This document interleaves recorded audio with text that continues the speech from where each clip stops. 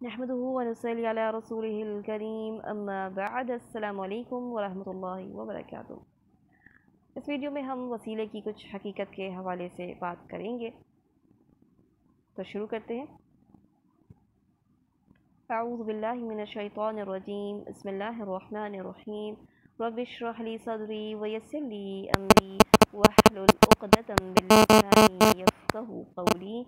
अल्लाहुम्मा फ़क़्क़िहना फ़िद्दीन, अल्लाहुम्मा अंफ़अना बिमा अल्लमतना व अल्लिमना मा यंफ़अुना व ज़िदना इल्मा। आमीन या रब्बल आलमीन। वसीला किसको कहते हैं? सबसे पहले हम ये जानेंगे। अल्लाह सुब्हानहु व तआला ने कुरान मजीद सूरह माइदा की 35 आयत में इस लफ्ज़ का इस्तेमाल किया। आयत है, या अय्युहल्लज़ीना आमनुत्तक़ुल्लाह वब्तगू इलैहिल वसीलह वजाहदू फ़ी सबीलिही लअल्लकुम तुफ़्लिहून।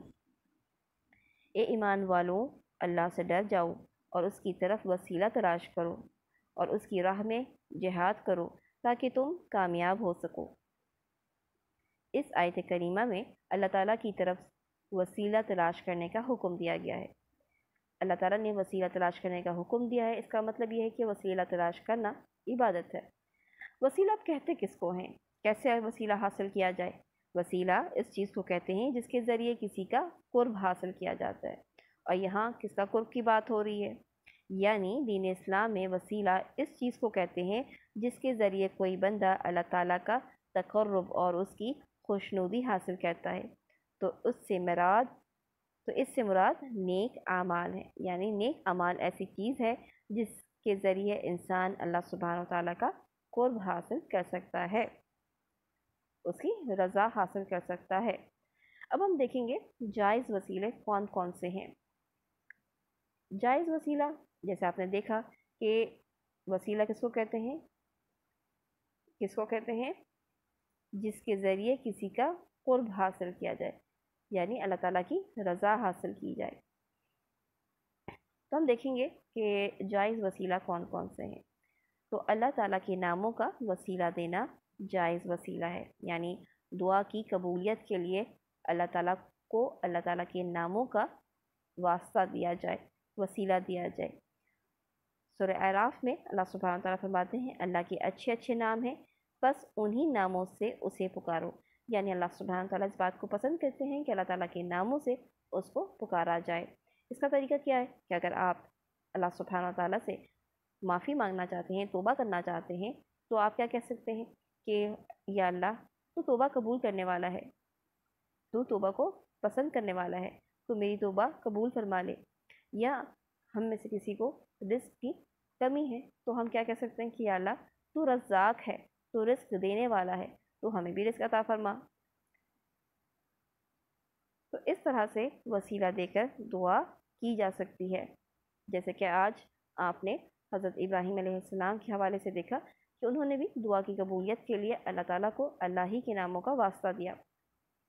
दूसरा जायज़ तरीका क्या है वसीले का कि अपने नेक अमाल का वसीला देना। सूरह सबा में अल्लाह ताला फरमाते हैं, ये तुम्हारी दौलत और तुम्हारी औलाद नहीं है जो तुम्हें हमसे करीब करती हो, हाँ मगर जो ईमान लाए और नेक अमल करे। यानी असल में अल्लाह ताला से करीब होने का ज़रिया क्या है?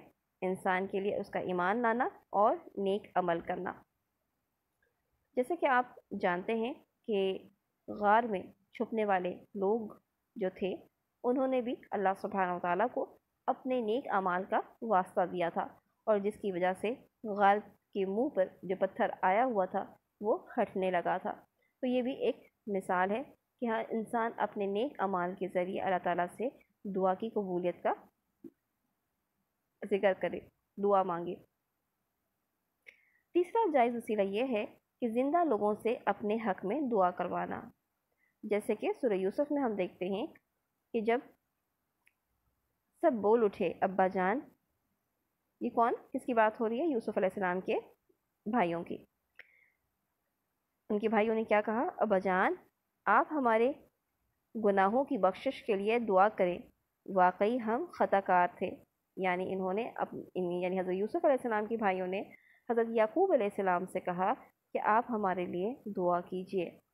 اس نے کہا، یعنی یعقوب علیہ السلام نے، میں نے اپنے رب سے تمہارے لیے معافی کی درخواست کروں گا، وہ بڑا معاف کرنے والا اور رحیم ہے۔ تو کسی زندہ شخص سے اپنے حق میں دعا کروانا بھی جائز ہے۔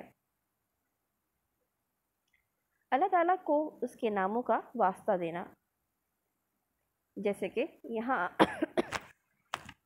ربنا لا تزغ قلوبنا بعد اذ هديتنا وهب لنا من لدنك رحمة انك انت الوهاب۔ اے ہمارے رب، ہمیں ہدایت دینے کے بعد ہمارے دل ٹیڑھے نہ کر دے اور ہمیں اپنے پاس سے رحمت عطا فرما، یقیناً تو ہی بہت بڑی عطا دینے والا ہے، بہت زیادہ دینے والا ہے۔ تو یہاں ہم نے کیا دیکھا؟ وہاب، بہت دینے والا، عطا کرنے والا کہہ کر مانگا گیا ہے، یعنی یہ کہنا کہ یا اللہ تو رحمان ہے، تجھے رحمان ہونے کا واسطہ میری یہ دعا قبول کر لے۔ یا اللہ تو غفور ہے، تجھے غفور ہونے کا واسطہ میری فلاں غلطی کو معاف فرما دے۔ ہمیں حدیث کے ذریعے پتہ چلتا ہے کہ حضرت سیدنا عمر بن خطاب رضی اللہ عنہ نے نبی کریم صلی اللہ علیہ وسلم کے چچا عباس بن عبد المطلب سے دعا کروائی تھی۔ اس کا ذکر ہمیں صحیح بخاری سے ملتا ہے۔ جب مدینہ میں قحط سالی ہوئی تو حضرت عمر رضی اللہ عنہ نے کہا، اے اللہ، پہلے جب قحط سالی ہوتی تھی تو ہم تیرے نبی کے وسیلے سے دعا کرتے تھے تو بارش ہوتی تھی، اب ہم تیرے نبی کے چچا کے وسیلے دعا کرتے ہیں۔ نبی کریم صلی اللہ علیہ وسلم سے اللہ کے حضور دعا اور شفاعت کروانا، توسل کا یہ معنی نبی کریم صلی اللہ علیہ وسلم کی زندگی میں پایا گیا۔ یعنی توسل کا یہ معنی کب پایا گیا؟ نبی کریم صلی اللہ علیہ وسلم کی زندگی میں پایا گیا کہ صحابہ کرام رضی اللہ عنہم نے مختلف موقعوں پر آپ صلی اللہ علیہ وسلم سے دعائیں کروائیں، اور قیامت کے دن بھی آپ صلی اللہ علیہ وسلم اپنی امت کے لیے شفاعت کریں گے۔ اس سے ہمیں یہ معلوم ہوا کہ زندہ شخص سے دعا کروائی جا سکتی ہے۔ آپ صلی اللہ علیہ وسلم کی حیات میں لوگ آپ کے پاس آتے تھے اور آپ صلی اللہ علیہ وسلم سے دعا کرنے کے لیے کہا کرتے تھے۔ عمر رضی اللہ عنہ نے رسول اکرم صلی اللہ علیہ وسلم کے بعد کیا کیا؟ جب رسول اکرم صلی اللہ علیہ وسلم نہیں تھے تو انہوں نے ان کے چچا عباس بن عبد المطلب سے دعا کروائی تھی، یعنی کہ ان کے چچا جو کہ حیات تھے، جو کہ زندہ تھے، ان سے کہا کہ آپ جو ہے وہ بارش کے لیے دعا کریں۔ اس سے ہمیں یہ پتہ چلتا ہے کہ جو لوگ دنیا سے چلے گئے ہیں ان سے، ان کے ذریعے یا ان کے وسیلے سے دعا نہیں مانگی جا سکتی، بلکہ جو شخص، جو نیک لوگ موجود ہوں، دنیا میں ہوں، زندہ ہوں، حیات ہوں، ان سے کہا جا سکتا ہے کہ آپ ہمارے حق میں دعا کریں۔ تو یہ تین طریقے ہیں جو جائز وسیلہ ہیں، اور اس کے علاوہ جو ہے جو بھی وسیلہ ہے وہ جائز نہیں ہے۔